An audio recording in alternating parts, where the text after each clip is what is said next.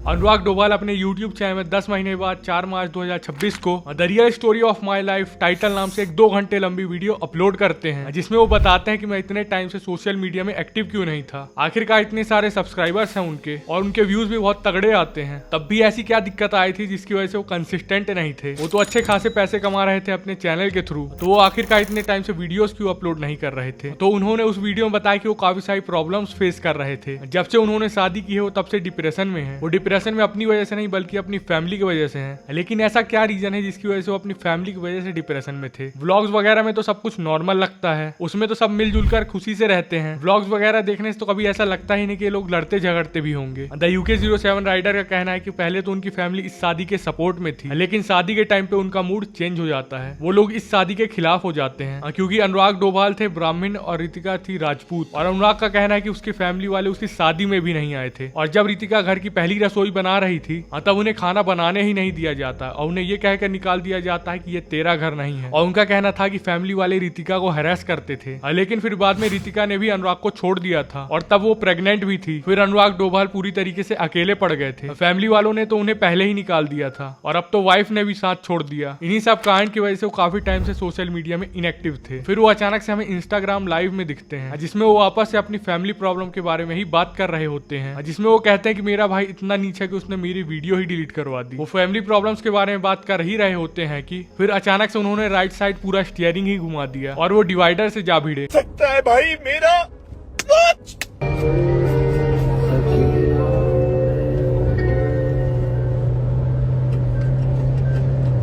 and it's a good one!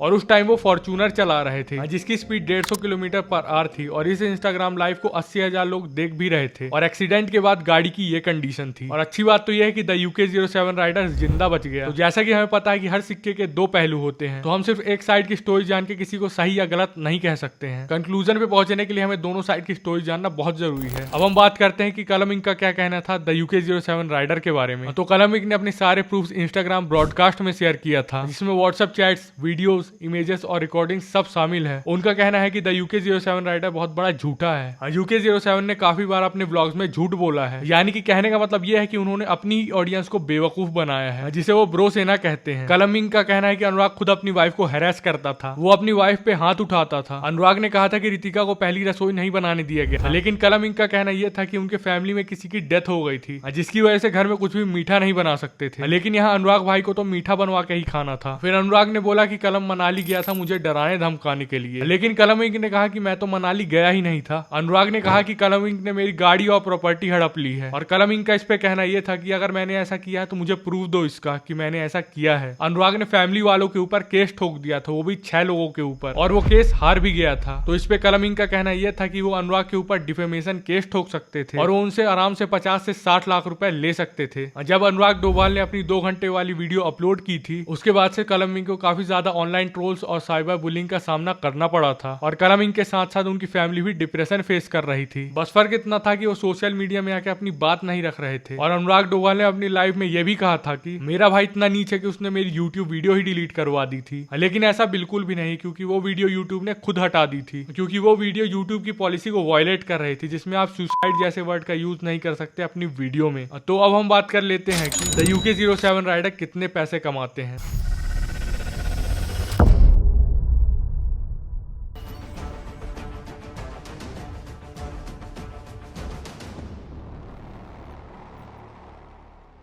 अनुराग डोभाल के 2 YouTube channels हैं। पहला द UK07 राइडर, ये अनुराग डोभाल का मेन चैनल है। इसमें वो डेली व्लॉग्स अपलोड किया करते हैं, या फिर हम ये भी कह सकते हैं कि वो डेली व्लॉग्स अपलोड किया करते थे। तो ये ज्यादा सूट करेगा क्योंकि काफी टाइम से उन्होंने वीडियोस अपलोड ही नहीं किया है, लेकिन अभी फिलहाल उन्होंने वीडियोस अपलोड करना स्टार्ट कर दिया है। और फिर उनका दूसरा चैनल है बाबू भैया, और वो इस चैनल में भी उसी टाइप का कंटेंट अपलोड किया करते हैं जैसा कि वो द UK07 राइडर में अपलोड किया करते हैं। किसी भी यूट्यूबर का सबसे पहले पैसे कमाने का तरीका होता है गूगल एडसेंस। ज्यादातर यूट्यूबर्स इसी के थ्रू अपनी अर्निंग स्टार्ट करते हैं। जितने भी आप वीडियोस में एड वगैरह देखते हो उन सब के पैसे मिलते हैं उस क्रिएटर को। लेकिन गूगल एडसेंस के थ्रू पैसे कमाने के लिए भी कुछ क्राइटेरिया होता है। अब ऐसा नहीं है कि आज से ही चैनल क्रिएट किया और आज से ही पैसे आने लग गए, ऐसा बिल्कुल भी नहीं होता है। अब हम बात करते हैं कि अपने चैनल को मोनेटाइज कैसे करते हैं। यूट्यूब चैनल को मोनेटाइज करने के लिए 1000 सब्सक्राइबर्स और 4000 घंटे का वॉच टाइम चाहिए रहता है, वो भी लास्ट 365 डेज के अंदर। द UK07 राइडर की इनकम जानने से पहले हम सौरव जोशी व्लॉग्स की इनकम के बारे में जान लेते हैं। उससे हमें ये अंदाजा लग जाएगा कि ये व्लॉगर्स कितना पैसा कमा रहे हैं। कुछ टाइम पहले सौरव जोशी व्लॉग्स ने गलती से अपने एक व्लॉग में अपनी अर्निंग दिखा दी थी, जिसमें हम देख सकते हैं कि उन्होंने $98,510 कमाए हैं। और अगर हम इसे इंडियन करेंसी में कन्वर्ट करें तो अप्रॉक्स 98 लाख रुपीज आता है। यानी कि हम मान सकते हैं कि सौरव जोशी गूगल एडसेंस से मोटा मोटा 1 करोड़ रुपए कमा लेते हैं, क्योंकि गूगल एडसेंस की इनकम बहुत ज्यादा फ्लक्चुएट करती रहती है। और ये तो सिर्फ और सिर्फ गूगल एडसेंस की इनकम है, यानी कि अब आप समझ ही सकते हो कि ये ब्लॉगर्स कितना ज्यादा पैसा कमा रहे हैं। अब हम बात करते हैं कि द UK07 राइडर कितने पैसे कमा रहे हैं। एक वेबसाइट है सोशल ब्लेड नाम से, जिससे हम किसी भी यूट्यूबर की इनकम जान सकते हैं। लेकिन उसमें वो जो इनकम बताई जाती है वो एक्यूरेट नहीं होती है। बाकी उसमें जो व्यूज काउंट बताया जाता है वो काफी हद तक सही रहता है। तो जैसे कि आप देख सकते हो कि द UK07 राइडर के लास्ट 28 डेज में 7.1 मिलियन व्यूज आए हैं। और एक वीडियो में तो उन्होंने बताया भी था कि उन्हें कितने व्यूज पे कितने पैसे मिलते हैं।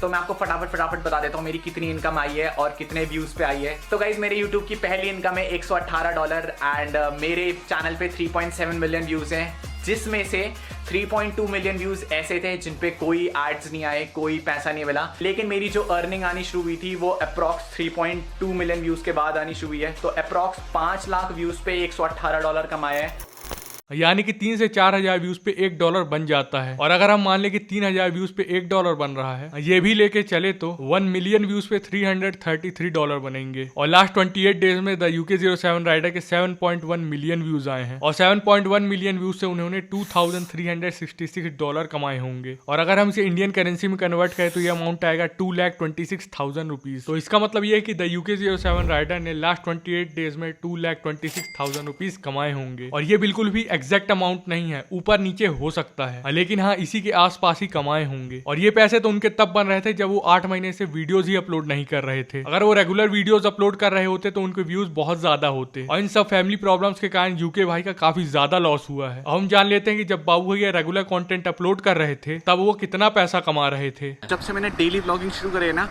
जो मेरा मंथ का रेवेन्यू था वो रेवेन्यू मैं मोटा मोटा केवल 15 दिन में कमा चुका हूँ। और अभी मेरे पास इस महीने के 15 दिन और बचे हैं। तो आप सोच सकते हो कि डेली ब्लॉगिंग में कितना ज्यादा रेवेन्यू और रीच बढ़ती है। जो व्यूज मेरे पिछले पूरे महीने के आते थे वो मेरे ना 10 दिन में कवर हो चुके हैं। तो सब कुछ बूस्ट पर है एंड आई नेवर थॉट कि डेली ब्लॉगिंग इतना फायदेमंद होगा। पता है आपको मैं डेली ब्लॉगिंग क्यों नहीं करता था? मुझे लगता था मैं कभी नहीं कर पाऊंगा। But guys thank you so much, आप लोगों ने इतना ट्रस्ट और भरोसा दिखाया कि बाबू भैया आप डेली कर पा रहे हैं। एंड जो मेरा रेवेन्यू है वो मोटा मोटा $6,000 के आसपास है। आप लोग कैलकुलेट करके बता सकते हैं कमेंट सेक्शन में कितना है। द UK07 राइडर का मंथली रेवेन्यू $6,000 था, जिसे अगर हम इंडियन करेंसी में कन्वर्ट करें तो ये अमाउंट आएगा 5,73,000 रुपीज। और ये वीडियो तो कुछ साल पुरानी है और तब तो डॉलर की वैल्यू भी कम थी। तो द UK07 राइडर ने थोड़े कम पैसे कमाए होंगे। बाकी डेली ब्लॉगिंग करने से तो उनका बहुत ज्यादा फायदा हुआ था। वैसे ब्लॉगिंग में कंसिस्टेंसी की बात कर ही रहे हैं तो उसमें सबसे ज्यादा कंसिस्टेंट एक ही आदमी है, जो कि है सौरव जोशी। डेली सुबह 8:30 बजे उनकी वीडियो आ जाती है और मेन कंसिस्टेंसी की वजह से ही तो उनका चैनल इतना ज्यादा ग्रो कर पाया है। तो मेरी एक वीडियो वायरल हुई थी भाई, it got like 8 million views.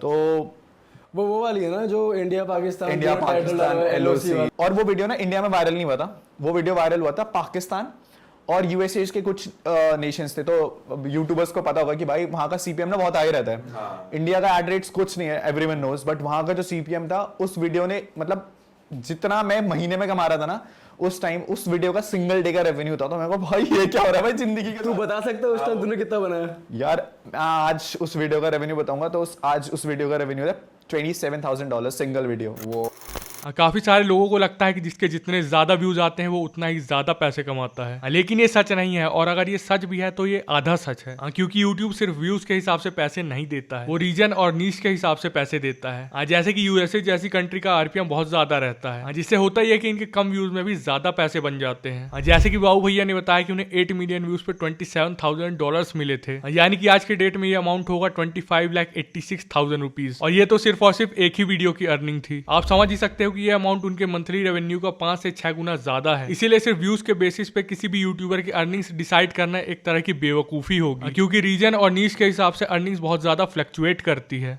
10 से 12 बेंटो आप ले सकते हो एस्टिमेटेडली, क्योंकि उसका प्राइस मुझे मालूम है, क्योंकि वो मैं चला रहा हूँ। ठीक है, बहुत बहुत थैंक यू सो मच। ये एक ही अकाउंट है या और भी है? एक ही है। सही बताओ।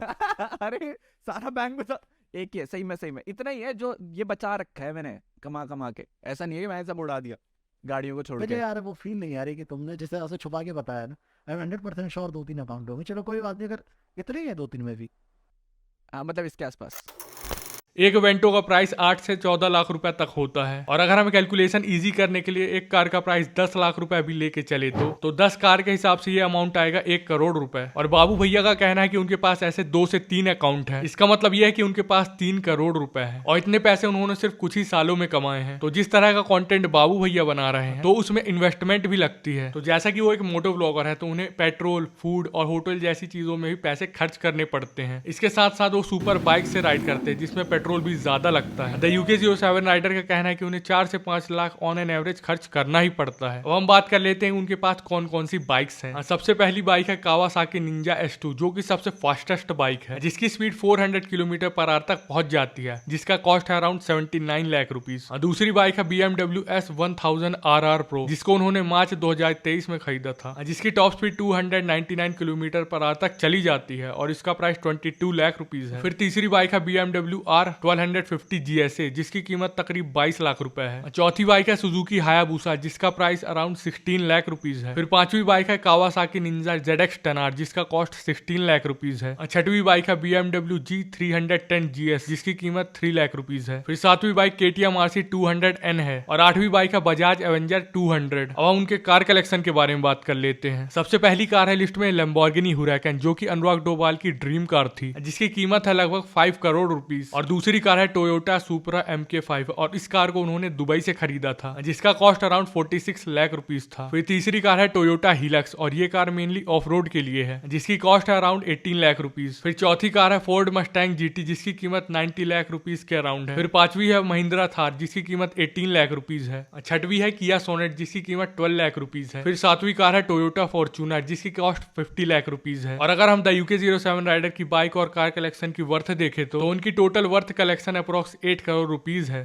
अब हम बात करते हैं द UK07 राइडर के दूसरे मेजर इनकम सोर्स के बारे में। यही वो इनकम सोर्स है जिससे वो सबसे ज्यादा पैसे कमाते हैं, जिसे हम स्पॉन्सरशिप के नाम से जानते हैं। इसमें होता यह है कि द UK07 राइडर किसी ना किसी प्रोडक्ट या वेबसाइट का प्रमोशन कर रहे होते हैं। आपने अक्सर ही देखा होगा कि द UK07 राइडर कुछ ना कुछ प्रमोट करते रहते हैं, और इस इनकम सोर्स से सभी यूट्यूबर्स एडसेंस से भी ज्यादा पैसे कमाते हैं। काफी सारे लोगों को लगता है कि यूट्यूबर्स सिर्फ गूगल एडसेंस से ही पैसे कमाते हैं, लेकिन यहाँ तो यूट्यूबर्स गूगल एडसेंस से ज्यादा पैसे तो स्पॉन्सरशिप से कमा लेते हैं। और स्पॉन्सरशिप भी 2 तरीके के होते हैं। पहला है इंटीग्रेटेड स्पॉन्सरशिप, और दूसरा है डेडिकेटेड स्पॉन्सरशिप। इंटीग्रेटेड स्पॉन्सरशिप में होता यह है कि आप अपनी 8 से 10 मिनट की वीडियो में सिर्फ 1 से 2 मिनट ही स्पॉन्सर के बारे में बोलते हो, जबकि डेडिकेटेड स्पॉन्सरशिप में आप एक डेडिकेटेड वीडियो बनाते हो, जिसमें आप पूरी वीडियो में ही उस स्पॉन्सर के बारे में बता रहे होते हो। इंटीग्रेटेड स्पॉन्सरशिप में आप कम समय के लिए स्पॉन्सर के बारे में बताते हो, इसीलिए इसमें आपको कम पैसे मिलते हैं, जबकि डेडिकेटेड स्पॉन्सरशिप में आप पूरी की पूरी वीडियो ही स्पॉन्सर के अराउंड बनाते हो, इसीलिए इस स्पॉन्सर में ज्यादा पैसा मिलता है। लेकिन फिर भी ज्यादातर यूट्यूबर डेडिकेटेड स्पॉन्सरशिप की जगह इंटीग्रेटेड स्पॉन्सरशिप करना ही ज्यादा पसंद करते हैं। वैसे देखा जाए तो जिसमें ज्यादा पैसा मिलेगा आदमी वही काम करेगा ना, लेकिन ऐसा क्या रीजन है जिसकी वजह से ज्यादातर यूट्यूबर्स इंटीग्रेटेड स्पॉन्सरशिप करना ही पसंद करते हैं? तो इसका कारण यह है कि ज्यादा डेडिकेटेड वीडियो करने की वजह से ऑडियंस फ्रस्ट्रेट हो जाती है, क्योंकि उन्हें लंबा चौड़ा एड देखना पड़ता है, जिसका नुकसान ये होता है कि लोग वीडियो छोड़ के भगने लगते हैं, उससे व्यूज भी बहुत ज्यादा ड्रॉप होने लगता है। यूट्यूब के साथ साथ UK07 राइडर इंस्टाग्राम में भी स्पॉन्सरशिप करते हैं, और वहां से भी वो अच्छा खासा पैसा कमा लेते हैं। इसके अलावा वो काफी सारे बैटिंग एप्स को भी प्रमोट करते रहते हैं। अब ये बात तो आपको भी पता है कि अच्छे काम के कम पैसे मिलते हैं, जबकि अगर आप उल्टा सीधा काम करोगे तो आपको ज्यादा पैसे मिलेंगे। उसी तरह बाकी स्पॉन्सर से कम पैसे मिलते हैं, लेकिन बैटिंग यानी कि सट्टे वाली कंपनी से UK07 राइडर को मोटा पैसा मिलता है, तभी तो इतनी महंगी महंगी सुपर कार्स को अफोर्ड कर पा रहे हैं। और किसी भी यूट्यूबर को स्पॉन्सरशिप के कितने पैसे मिल रहे हैं वो इस पे डिपेंड करता है कि आपका चैनल किस नीश पे है। जैसे टेक, बिजनेस और फाइनेंस वाले क्रिएटर क्रिएटर्स को कम व्यूज में भी ज्यादा पैसा मिलता है, जबकि प्रैंक, ब्लॉग्स और कॉमेडी क्रिएटर्स को ज्यादा व्यूज आने के बाद भी कम पैसे मिलते हैं, क्योंकि टेक, फाइनेंस और बिजनेस नीड्स वाले क्रिएटर्स के पास टारगेटेड ऑडियंस है, यानी कि छठी छटाई वही ऑडियंस जो उनके ब्रांड को चाहिए, जो उनके प्रोडक्ट्स को खरीद सके, जबकि एक कॉमेडी चैनल में टारगेटेड ऑडियंस ढूंढ पाना बहुत ज्यादा हार्ड है। अब हम जान लेते हैं कि द UK07 राइडर को एक स्पॉन्सरशिप का कितना पैसा मिलता है। 7 लाख रुपए की डील हुई थी, याद है मुझे। पूरे महीने में 7 लाख रुपए की ब्रांड डील होती थी। मैंने कहा भाई ये तो करियर सेट हो गया मेरा। तो जैसा कि आपने सुना, द UK07 राइडर एक स्पॉन्सरशिप का 7 लाख रुपए लिया करते थे, और एक वीडियो में तो उन्होंने ये भी बताया है कि वो एक महीने में 50 से 60 लाख रुपए भी कमाए हैं। At one point of time, YouTube, Instagram, Facebook were my major source of income. I guess महीने भर में 50-60 लाख रुपए तक का रेवेन्यू कमाया ब्रांड सेट करके। उन्होंने इस वीडियो में बताया कि वो YouTube, Instagram और Facebook के थ्रू उन्होंने 50 से 60 लाख रुपए कमाए हैं। तो अब आप समझ ही सकते हो कि द UK07 राइडर कितना ज्यादा पैसे कमा रहे हैं, और ये स्पॉन्सरशिप का अमाउंट भी बढ़ता घटता रहता है। जब तक आपके व्यूज बढ़ते रहेंगे तब तक आपके स्पॉन्सरशिप का अमाउंट भी बढ़ता रहेगा, लेकिन जब आपके व्यूज डाउन जाने लगेंगे तब आपके स्पॉन्सरशिप का अमाउंट भी डाउन जाने लगेगा। और अगर हम इन्वेस्टमेंट के बारे में बात करें तो द UK07 राइडर का देहरादून में एक प्लॉट है जिसकी कीमत तकरीब 3 करोड़ रुपए है, और ये प्लॉट उनकी मम्मी के नाम पे है। बाकी उनकी फैमिली के लफड़े के बारे में तो आपको पता ही है। इसके अलावा द UK07 राइडर के अकॉर्डिंग उनके घर की कॉस्ट 20 से 25 लाख रुपए है, और उन्होंने एक नया घर भी खरीद लिया जिसकी कॉस्ट 10 करोड़ रुपए है। आपने काफी सारे यूट्यूबर्स देखे होंगे जो एक टाइम पे बहुत ज्यादा ग्रो कर रहे थे, लेकिन अभी के टाइम में उनकी ग्रोथ रुक सी गई है, यानी कि उनका चैनल डेड हो गया है, क्योंकि उनके चैनल में सब्सक्राइबर्स तो ज्यादा हैं, लेकिन उस हिसाब से उनके व्यूज आते नहीं है। जैसे मुंबई का निखिल, टेक्निकल गुरुजी और अमित भड़ाना, ये सारे ऐसे चैनल्स हैं जिनके एक टाइम में बहुत तगड़े व्यूज आते थे, लेकिन अभी के टाइम में इनकी हालत टाइट हो रखी है। देखो, जब व्यूज ज्यादा आते हैं तब पैसे भी ज्यादा बनते हैं, लेकिन जब व्यूज कम होते हैं तो आपकी अर्निंग्स भी कम हो जाती है। सच्चाई बताता हूँ, I went to a thought process कि ये जिंदगी कब तक चलेगी, है ना, कि भाई जब तक ब्रांड्स आ रहे हैं, जब तक पैसा आ रहा है, तब तक मजे आ रहे हैं। रोज नई गाड़ी खरीद रहा हूँ। पिछले लास्ट ईयर में आई गेस मैंने 7 करोड़ की गाड़ियाँ खरीदी थी। 7 करोड़ की गाड़ियाँ। मैंने सोचा, रितिका मेरी बात थी कि भाई कब तक अनुराग, कब तक चलेगा। मैंने कहा हाँ यार, तू सही तो बोल रही है कि कब तक ऐसी लाइफस्टाइल चलेगी जहाँ पर हम लोग ऐसे मजे में जी रहे हैं, फ्यूचर की नहीं सोच रहे हैं। हाँ देखो, YouTube एक सोशल मीडिया प्लेटफॉर्म है, तो जैसे टिकटॉक बैन हो सकता है वैसे ही YouTube भी बैन हो सकता है। इसीलिए एक ही इनकम के सोर्स पे डिपेंड करना एक तरह की स्टूपिडिटी है। जैसे कि जो भी क्रिएटर्स टिकटॉक पे वीडियो बनाया करते थे वो उस टाइम पे अच्छा खासा पैसा कमा रहे थे, लेकिन टिकटॉक के बैन होते ही वो पलक झपकते ही बेरोजगार हो गए। इस पे वॉरेन बफेट का कहना यह है कि do not put all your eggs in a single basket. और वॉरेन बफेट कोई ऐरा गैरा आदमी नहीं है, वो वर्ल्ड के टॉप 10 रिचेस्ट पर्सन में से एक है। उनका कहना यह है कि आपको कभी भी सिंगल सोर्स ऑफ इनकम पे डिपेंड नहीं होना चाहिए। जैसे कि अगर कोई सिर्फ और सिर्फ YouTube पे ही डिपेंड हो रहा है तो वो बहुत बड़ी गलती कर रहा है। उसे मल्टीपल इनकम सोर्सेज बनाना चाहिए, ताकि अगर YouTube बैन भी हो जाए तब भी उसे कोई फर्क न पड़े। इसके अलावा काफी सारे यूट्यूबर्स ऐसा कर भी रहे हैं, जैसे कि take burner, mister beast, Dhruv Rathee और अंकुर वारिकू। टेक बर्नर की 2 कंपनीज है, पहला ओवरलेज और दूसरा लेयर्स। मिस्टर बीस्ट ने फीस्टेबल्स और बीस्ट बर्गर जैसी कंपनीज खोल रखी है। ध्रुव राठी और अंकुर वारिकू जैसे क्रिएटर्स कोर्सेज सेल कर रहे हैं। यानी कि कहने का मतलब ये हुआ कि सभी कुछ ना कुछ बिजनेस कर ही रहे हैं। मैं ये कंपैरिजन नहीं कर रहा हूँ कि किसका बिजनेस कितना ज्यादा ग्रो कर गया, मैं सिर्फ इतना कह रहा हूँ कि सभी लोगों को पता चल गया है कि सिंगल सोर्स ऑफ इनकम पे डिपेंड होना कितना ज्यादा डेंजरस हो सकता है। इसीलिए सभी अपने अपने बिजनेस स्टार्ट कर रहे हैं, और इससे इनका 2 फायदा हो रहा है। पहला फायदा तो यह है कि वो अपना मल्टीपल इनकम सोर्स बना पा रहे हैं, और दूसरा फायदा यह है कि वो बिजनेस करके और भी ज्यादा पैसे कमा पाएंगे। जैसे कि आप देख ही सकते हो कि फिजिक्स वाला एक यूट्यूब चैनल ने बड़ी बड़ी एडटेक कंपनीज को टक्कर दे दिया है। आपने अक्सर देखा ही होगा कि द UK07 राइडर अपने फैंस को ब्रो सेना बोलते हैं, और ब्रो सेना सिर्फ एक नाम ही नहीं है। UK07 राइडर ने इस नाम की मर्चेंडाइज भी बना दी थी, जिसमें वो टी शर्ट सेल करते थे, और उस टी शर्ट का प्राइस 1500 रुपए था। अब टी शर्ट का इतना महंगा रखने का रीजन ये था कि उनका कहना ये था कि जो भी 1000 लोग इस टी शर्ट को खरीदेंगे उसे वो अपने व्हाट्सएप ग्रुप में ऐड करेंगे, जहां वो एक्सक्लूसिव अपडेट्स प्रोवाइड करेंगे। जैसे कि वो नेक्स्ट कौन सी ट्रिप पे निकलेंगे,